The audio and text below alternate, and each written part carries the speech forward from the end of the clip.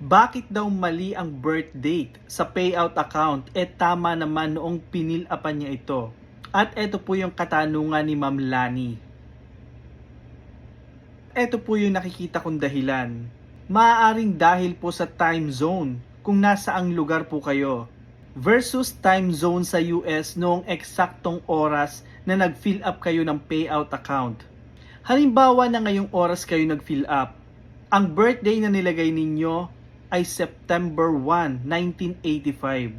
Ang mag-a-appear at magre-register po dyan sa system ay August 31, 1985. Kumbaga noong nag-fill up kayo ay tumawid na po ang date or naging ahead na ng isang araw ang date ninyo sa US. At ito po ay dahil sa ang system ni Meta ay US based. Pero wag niyo po problemahin yan dahil madali lang naman po palitan yan. Gawin nyo lang po ito. Kung Meta verified na, i-click nyo lang yung support from menu. At kung hindi naman Meta verified, i-click nyo lang yung creator support. Then click nyo lang yung monetization. Then yung payout settings.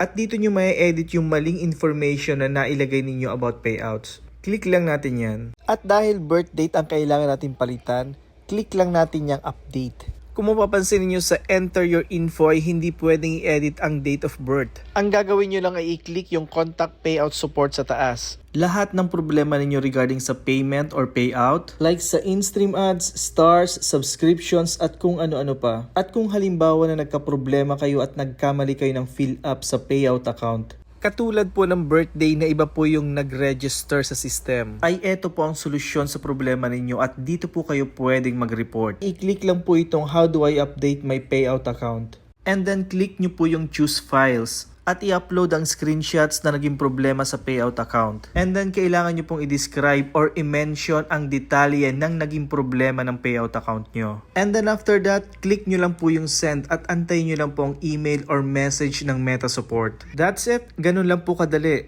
At yun lang po guys, at para po sa mga updated na tutorials dito sa Facebook, follow and share.